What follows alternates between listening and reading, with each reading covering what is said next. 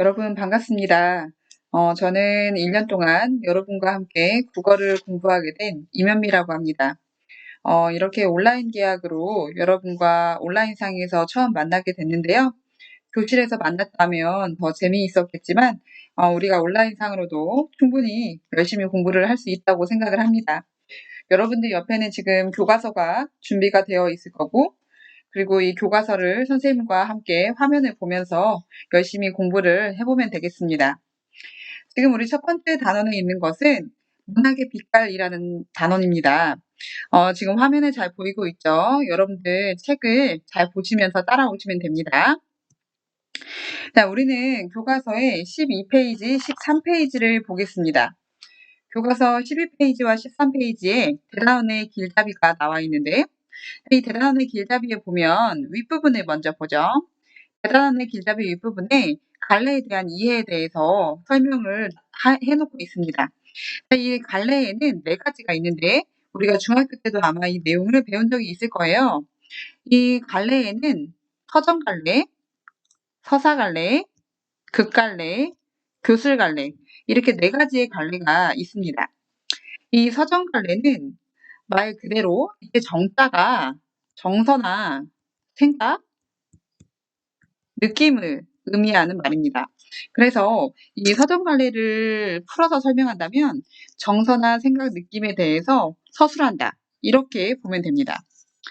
서사갈래는 이때 서차자가 일이나 사건을 의미하는 말입니다.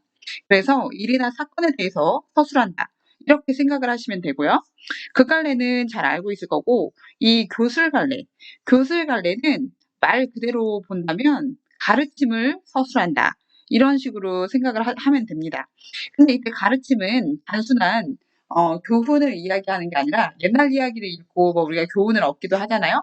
네, 그런 단순한 교훈을 얘기하는 게 아니라 이 글쓴이가 세상을 살아가면서 일상적인 경험 혹은 뭐 큰 경험, 이런 큰 경험에서 혹은 일상적인 경험에서 얻은 모든 가르침을 다 포함하는 개념입니다.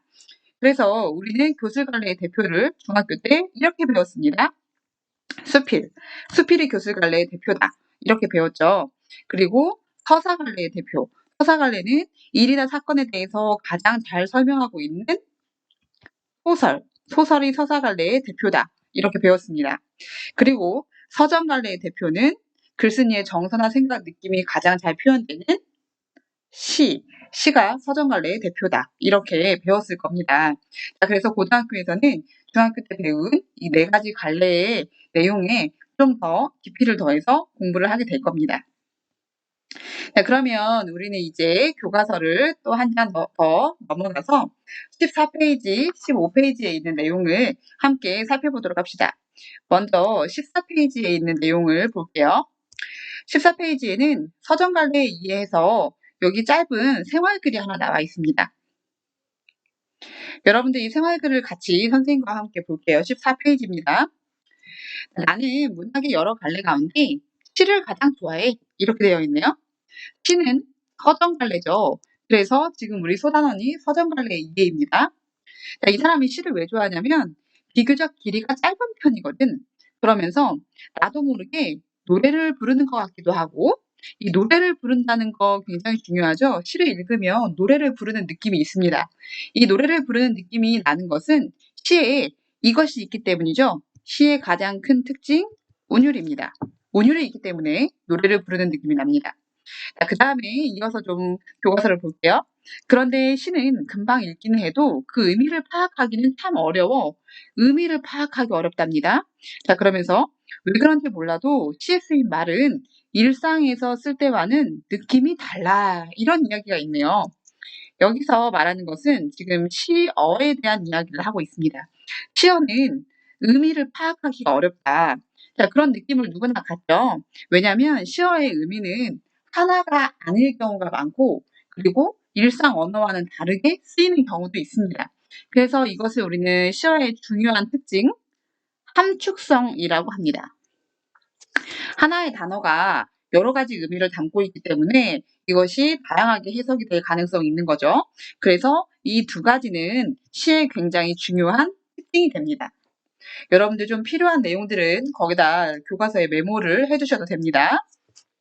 자, 그러면서 계속 교과서를 보죠. 분명 같은 단어가 맞는데 말이야. 시를 제대로 이해하기 위해서는 어떻게 감상해야 할까? 라고 하면서 시를 어떻게 이해해야 되는지를 묻고 있네요. 자, 그러면 우리가 지금 이 소단원에서 뭘 배워야 되는지 여기 학습 목표 체크해 봅시다. 우리는 지금 이걸 배워야 됩니다. 첫 번째, 시적 화자와 청자를 생각하며 작품을 감상한다.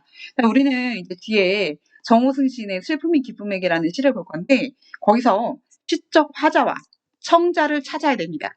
이 화자와 청자를 찾는 연습을 먼저 하고 두 번째, 작가가 말하고자 하는 바를 파악한다. 작가가 말하고자 하는 바를 우리는 간단히 이렇게도 얘기합니다. 주제. 우리는 시를 읽으면 이 시가 무엇을 말하려고 하는지 나름의 주제를 찾을 수 있어야 됩니다. 자, 그 다음에 세 번째, 이 시를 읽고 생각과 정서를 형상화하는 방식을 알아보고, 자, 이 형상화에 대해서 나와 있는데, 형상화는 약간 좀 어려운 말인데, 쉽게 생각하면 형태가 없는 것을, 형태를 만들어주는 것을 형상화라고 합니다. 그 형태를 만들어주는 방법은 물론 여러 가지가 있겠죠. 그 뒤에 가서 이 형상화의 방식에 대해서 좀 더 공부를 할 겁니다. 그리고 네 번째, 이 단원에서는 문학의 본질을 설명한 글을 읽고 작품을 감상한다. 그러니까 문학의 본질, 시가 뭔지, 소설이 뭔지 이런 것들에 대해서 공부를 할 겁니다. 자, 그러면 우리는 이제 본격적으로 교과서를 한 장 또 넘어가서 15페이지에 있는 시를 한번 보도록 하겠습니다.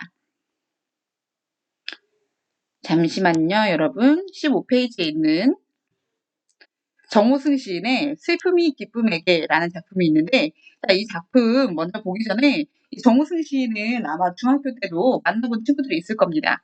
중학교 때도 이 정호승 시인의 시가 자주 나올 거예요. 이 정호승 시인이 어떤 사람인지 우리가 먼저 살펴보고 가도록 하겠습니다.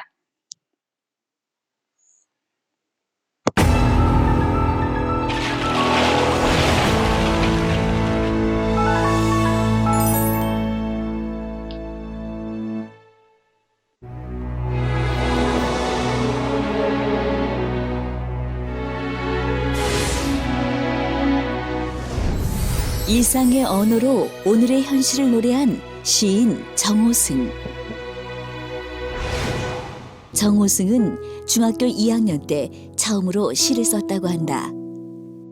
자신이 살던 동네 하천의 자갈길을 걸어가는 한 소년의 마음을 표현한 시였다.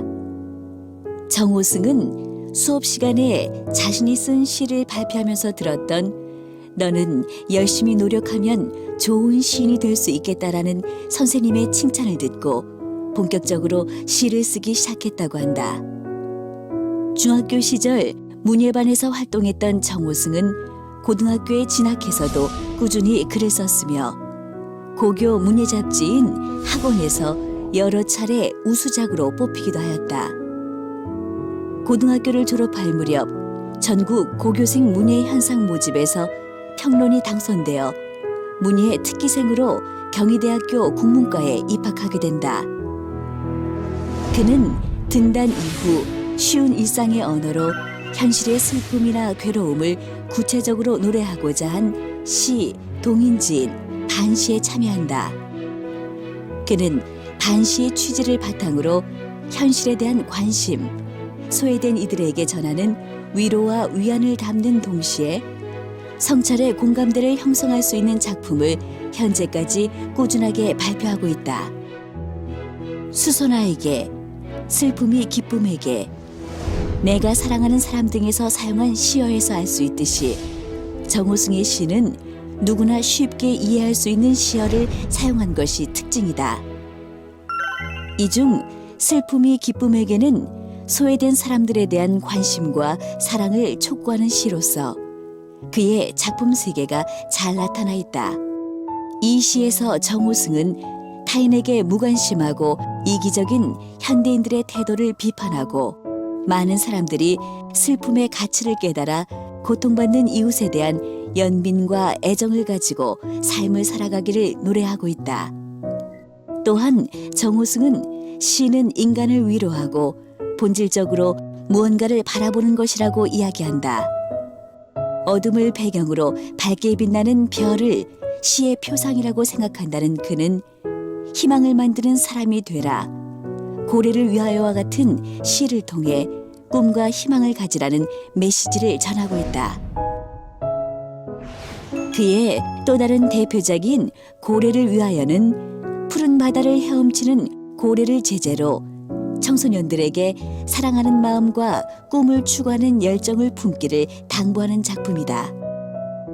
이 작품은 상징을 사용하여 시어를 다양한 의미로 이해할 수 있도록 표현했고 유사한 문장 형식을 반복하여 운율을 형성했다. 현대사회의 그늘진 단면에 관심을 두고 소외된 이웃에 대한 사랑을 따뜻한 시어로 노래하는 시인 정호승. 그의 시는 약 40여 곡의 대중가요로 작곡되었으며 1990년대 이후 가장 폭넓은 대중적 지지를 받는 시인으로 손꼽힌다. 그가 이렇듯 많은 사랑을 받는 이유는 이웃에 대한 배려와 따뜻함이 그의 시에서 느껴지기 때문이 아닐까?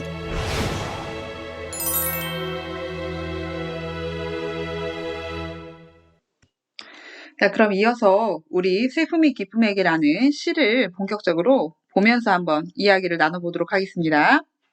자, 여러분들 교과서 15페이지를 보시면 됩니다. 15페이지를 좀 보면서 필기할 게 있으면 좀 필기를 하면서 들으시면 되겠습니다. 자, 첫 번째 행부터 봅시다. 먼저 제목을 보면 슬픔이 기쁨에게랍니다.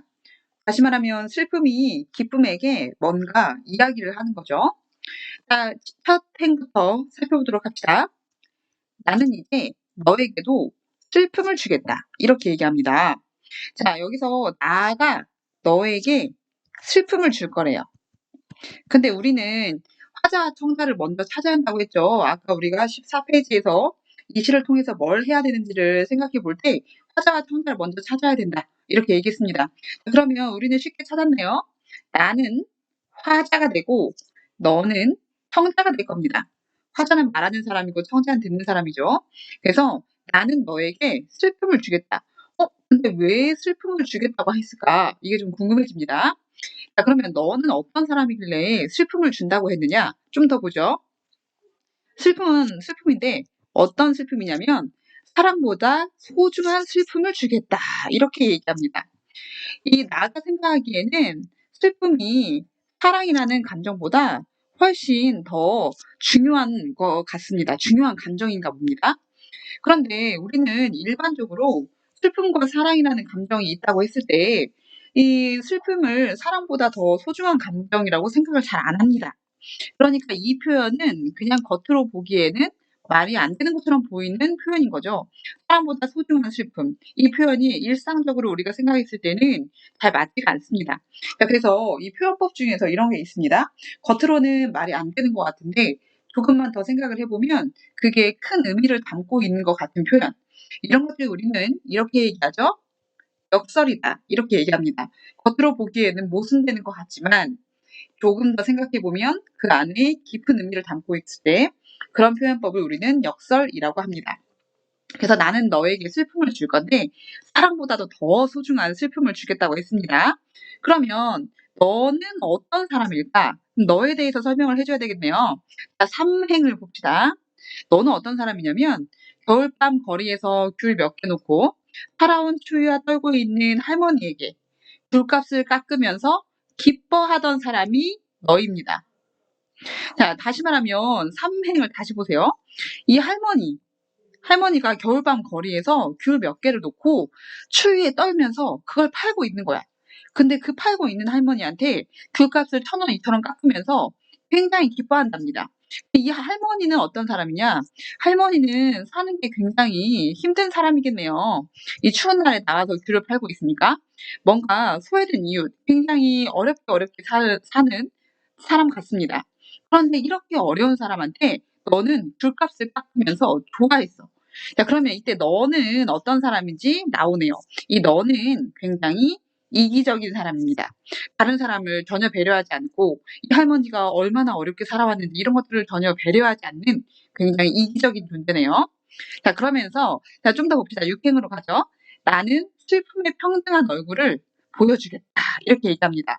그래서 나는 그런 이기적인 너에게 슬픔의 평등한 얼굴을 보여주겠다. 이 슬픔은 뭔가 좋은 건가 봐요. 뭔가 이 슬픔은 굉장히 평등한 것이네요. 자, 그런데 우리는 제목에서 이미 봤습니다. 이때 화자가 나가 슬픔이고 슬픔이가 지금 기쁨이에게 말하는 거니까 슬픔이고 그다음에 이때 청자 너가 기쁨입니다. 그러면 여기서 우리는 짐작할 수 있죠? 우리 화자가 어떤 감정을 더 긍정적으로 생각하고 있는지. 우리 화자는 이 슬픔이라는 감정을 더 긍정적으로 생각하고 있습니다. 그래서 이 슬픔은 긍정적인 감정이고 그리고 이 기쁨은 부정적인 감정입니다. 선생님이 필기하는 거를 잘 따라오셔야 돼요. 자, 그래서 근데 이런 기쁨이를 부정적인 애니까 너는 그냥 놓고 가겠다. 이게 아니라 너에게 슬픔이 얼마나 평등하고 좋은 것인지를 가르쳐 주겠다. 이렇게 이야기하고 있습니다. 자, 그러면 이어서 7행으로 가죠. 내가 어둠 속에서 너를 부를 때, 나는 옛날에 어둠 속에 있을 때, 깜깜할 때, 뭔가 앞이 보이지 않을 때, 힘들 때, 어떤 힘든 상황에 내가 놓여 있을 때, 너를 부른 적이 있답니다. 근데 그때 너는 어떻게 했냐면, 단 한 번도 평등하게 웃어주지 않았다. 그러니까 너는 굉장히 이기적인 존재가 많네요. 내가 힘들 때 너한테 도움을 요청한 적이 있는데, 너는 도와준 적이 없답니다. 자, 그러면서 너가 어떤 사람인지 좀 더 봅시다. 가만히에 덮인 동사자가 다시 얼어 죽을 때 가만히 한 장조차 덮어주지 않은 무관심한 너의 사랑을 위해 그랬네요. 자, 너가 어떤 사람인지 또 나오네요. 가만히에 덮인 동사자. 그러니까 밖에서 길에서 가만히 덮고 이렇게 자다가 너무 날씨가 추워서 얼어 죽은 거예요. 근데 그 사람이 또 얼어 죽을 때 가만히 한 장조차 그러니까 그 사람들한테 어떤 배려도 한 적이 없어요. 그러니까 뭔가 타인에 대한 배려랄지 공감이랄지 이런 거는 전혀 없는 거예요. 심지어 그 사람들에 대해서 무관심해, 너는. 자, 그러면 너는 어떤 존재인지 옆에서 또 한번 정리를 해보죠. 너는 기쁨인데 이기적일 뿐만 아니라 다른 사람에 대해서 굉장히 무관심한 사람입니다. 그리고 너는 타인에 대한 배려 이런 거 전혀 없는 사람이에요. 타인에 대한 공감 이런 거 전혀 없는 사람이라는 겁니다. 그래서 너가 어떤 사람인지 이 시에서 잘 드러나고 있네요. 자, 그러면서 흘릴 줄 모르는 너의 눈물을 위해 그랬네요. 그러니까 너는 감정이 또 메말라 있어. 다른 사람을 보면서 안쓰럽거나 저 사람을 도와줘야지 이런 감정이 전혀 없는 사람이 바로 너입니다. 자, 그러면서 흘릴 줄 모르는 너의 눈물을 위해 나는 이제 너에게도 기다림을 주겠다. 이렇게 얘기합니다. 근데 여기서 우리 화자는 계속해서 이 너를 그냥 내버려 두는 게 아니라 너에게 뭔가를 주겠다고 얘기합니다. 자, 옆에다 다시 한번 정리해 볼게요. 나는 너에게 맨 처음에 우리 1행에서 나는 너에게 슬픔을 주겠다고 했습니다. 근데 너에게 이번에는 기다림을 주겠다. 이렇게 얘기합니다. 여기서 이 주겠다라는 표현 여러분들 체크해 두셔야 됩니다. 사랑보다 소중한 슬픔을 주겠다. 기다림을 주겠다. 이때 주겠다는 것은 그냥 너를 내버려 두는 게 아니라 너에게 반드시 슬픔을 주겠다. 기다림을 주겠다. 우리 화자의 의지가 드러나는 표현입니다. 우리 선생님이 이렇게 얘기하면 선생님은 여러분들을 반드시 공부를 시킬 거예요. 공부를 시키겠다. 이렇게 표현하면 저의 의지가 드러나죠? 이런 것처럼 나가 너에게 슬픔과 기다림을 반드시 주겠다. 화자의 의지가 드러나는 표현입니다. 근데 너에게 왜 기다림을 주냐면 너가 슬픔을 가져서 이 슬픔의 의미를 이해할 수 있는 그 시간을 너에게 주겠다는 겁니다. 왜냐하면 슬픔은 긍정적인 거니까.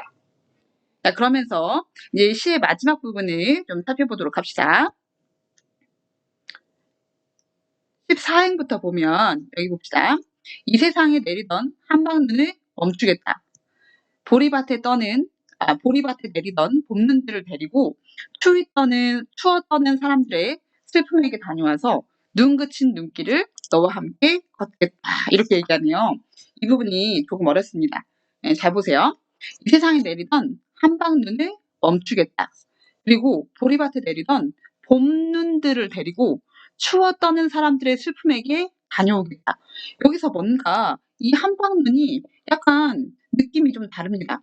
봄눈은 뭔가 이 추워 떠는 사람들의 슬픔에게 갈 때 데리고 가는데 한방눈은 멈추겠다고 하죠. 여기서 같은 눈이지만 한방눈과 봄눈은 의미가 좀 다릅니다. 이 한방눈은 우리가 흔히 생각할 때는 한방눈이 오면 얼마나 예쁩니까? 이 크리스마스에 눈이 오길 기다리고 막 그러잖아요. 그런데 이 시에서는 한방눈을 좋은 의미로 쓴 것은 아닙니다. 왜냐하면 한방눈은 봄눈하고 좀 달라요. 한방눈은 양면적인 의미가 있습니다. 왜냐하면 한방눈은 가진 자, 그러니까 뭔가 여유가 있고 집이 있고 이런 사람들에게는 너무나 예뻐요. 뭔가 평화롭고 아름답고 이런 이미지를 줍니다. 아름답고 얼마나 예쁩니까? 근데 한방눈은 조금만 생각해 보면 이 시에 나오는 소외된 자, 만약에 그 귤을 팔던 할머니가 귤 팔고 있는데 한방눈이 내리면 할머니가 어디로 가죠? 할머니가 오갈 데가 없죠. 그러니까 이렇게 소외된 사람에게는 한방눈이 뭔가 더욱더 추위를 주고 더욱더 이 사람들을 고통스럽게 하는 존재입니다. 그래서 한방눈은 우리 생각과는 다르게 이런 양면적인 의미를 갖고 있습니다. 그런데 봄눈은 좀 달라요. 이 봄눈은 여기 보리밭에 내리던 봄눈이죠. 이 보리밭에 봄눈이 내리면 어떤 일이 일어나냐면 이 보리를 우리가 겨울이 거의 지나갈 때쯤, 그 봄이 가까운 그때쯤에 심잖아요. 그러면 이 보리를 심고 나면 이제 봄눈, 눈이 많이 오는 게 아니죠. 눈이 조금 와서 이렇게 보리 새싹을 덮어줍니다. 그러면 이때 어떤 일이 일어나냐면 눈이 녹으면서 그 땅이 추워지는 게 아니라 그 눈이 보리 새싹을 덮어서 온도를 오히려 높인답니다. 그래서 그 보리 새싹이 자라날 수 있게 도와주는 역할을 한다고 해요. 자, 그래서 뭔가 이 봄눈은 뭔가 약한, 그러니까 보리 새싹이 나오려면 얼마나 그게 그 약한 존재겠어요. 보리 새싹이 그런 약자를 감싸는, 이런 약자를 도와주는 이런 역할을 하는 존재입니다. 그래서 봄눈하고 한방눈의 의미는 약간 다릅니다. 그래서 한방눈을 멈추고 봄눈을 데리고 가서 추워 떠는 사람들의 슬픔에게 다녀와서 뭐라고 하냐면 또 우리 화자가 눈 그친 눈길을 너와 함께 걷겠다 이렇게 얘기합니다. 눈이 왜 그쳐야 되냐면 한방눈이 그친다는 뜻이죠. 한방눈이 그친 눈길, 그러니까 모두 다 똑같아지는, 평등해지는 그런 눈길을 너와 함께 걷겠다예요. 그러면서 마무리합시다. 슬픔의 힘에 대한 이야기를 하며, 슬픔은 힘이 있죠. 기쁨은 뭔가 이기적이고 자기만 생각하는 거라면 이 기쁨의 반대, 슬픔은 이타적인 겁니다. 다른 사람을 배려하는 거예요. 그리고 다른 사람을 포용하는 거예요. 특히 어려운 이웃, 이 소외된 이웃들을 포용하는 이런 힘을 얘기하는 겁니다. 그래서 이 슬픔의 힘에 대한 이야기를 하며 다른 사람, 어려운 사람을 감싸서 함께 살아가고 더불어 살아가는 게 얼마나 중요한지에 대한 이야기를 하면서 너와 함께 기다림의 슬픔까지 걸어가겠다 이렇게 얘기합니다. 그러니까 왜 뭘 기다리냐면 너가 이 슬픔의 의미, 슬픔이 얼마나 가치 있는 건지 이 슬픔의 의미를 깨달을 때까지 너가 그런 이기적인 삶의 태도를 버리고 어려운 사람을 배려하고 함께 살아가는 의미에 대해서 깨달을 때까지 그 기다림의 슬픔까지 내가 너와 함께 걸어가겠다. 그런 뜻입니다. 그래서 이 시는 너에게 슬픔의 의미, 어려운 사람을 배려하고 서로 공감하고 더불어 살아가는 삶이 얼마나 중요한지 이런 것들을 이야기하면서 마무리를 짓고 있습니다. 이 시에서 표현법 하나만 체크해보고 우리가 정리를 한번 해보죠. 이 시에서 표현법, 선생님 지금 오른쪽에 쓰고 있습니다. 여러분들 좀 필기가 필요한 것들은 교과서에 써두셔야 돼요. 선생님이 아마 교실에서 했으면 칠판에다 써줬을 건데 지금 이게 안 되고 있으니까 여러분들 선생님이 여기다 혹시 필기하는 것들 이런 것들 좀 잘 보셨다가 그 교과서에 적어두셔야 됩니다. 자, 이 표현법을 좀 정리하죠. 첫 번째 우리가 윗부분에서 역설이 있었습니다. 그 두 번째 행위였죠.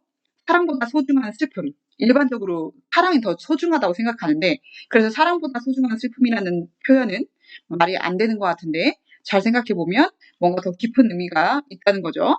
자, 그리고 이 시는 전체적으로 다 의인법이 쓰이고 있습니다. 지금 이 시는 슬픔이가 기쁨이에게 말을 하는 거예요. 근데 슬픔이랑 기쁨이가 평소에도 얘기도 자주 하고 그럽니까? 그러지 않죠. 그래서 슬픔이가 기쁨이에게 말을 한다. 슬픔이라는 감정이, 기쁨이라는 감정이 말을 하는 것처럼 표현한 것 자체가 이 시 전체에 의인법을 사용하고 있다. 이렇게 볼 수 있겠습니다. 자, 그러면 여기 교과서에 있는 내용들, 선생님이 지금 수업한 내용들 교과서에 좀 충실히 필기를 해두시고요. 우리는 16페이지로 가겠습니다. 16페이지 윗부분에 보면 내가 읽은 슬픔이 기쁨에게 해서 작품의 내용을 정리하는 부분이 있습니다. 여기 내용 정리를 한번 선생님과 함께 같이 보겠습니다. 1행에서 6행까지 우리 화자가, 그러니까 슬픔이죠. 슬픔이가 너에게 기쁨이한테 이렇게 말했어요. 이기적인 너에게 내가 이제 이걸 줄 거야. 뭘 줄 거냐면 슬픔이죠, 슬픔. 여러분들은 거기 빈칸에 메모를 하시면 됩니다. 1행에서 6행까지 이기적인 너에게 슬픔을 주겠다고 얘기했습니다. 그 다음에 7에서 13행 두 번째로 너에게 뭘 준다고 했죠? 너에게 기다림을 주겠다. 그래서 너가 슬픔의 의미를 이해하는 그런 기다림의 시간을 주겠다고 했죠. 그리고 마지막에 너랑 함께 맨 마지막 두 줄에 나와 있었죠. 너와 함께 슬픔의 힘을 이야기하면서 너와 함께 걸어가겠다. 이렇게 이야기를 했죠. 그래서 이 세 가지 내용 우리가 체크해 볼 수 있겠습니다.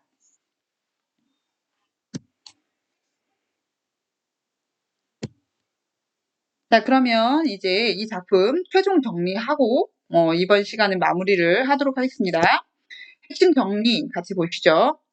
이 시는 이제 중학교 때처럼 이런 걸 다 적을 필요 없어요. 적지 마세요. 이런 거 안 적습니다. 이 시는 지금 슬픔이가 기쁨이에게 이야기를 하고 있는 시입니다. 그쵸? 그리고 이 시의 주제는 이기적인 삶에 대한 반성. 이기적인 삶을 누가 살고 있었죠? 너가 살고 있었죠. 너가. 이 너가 바로 기쁨이었죠. 기쁨이가 이런 삶을 살고 있었습니다. 그래서 이렇게 이기적으로 살았던 삶을 반성하고 뭔가 더불어 살아야 된다. 누구랑? 소외된 이웃들과. 이 소외된 이웃들을 우리가 공감하고 이해하고 배려하면서 더불어 살아야 한다. 이런 내용을 이야기하고 있는 시였습니다.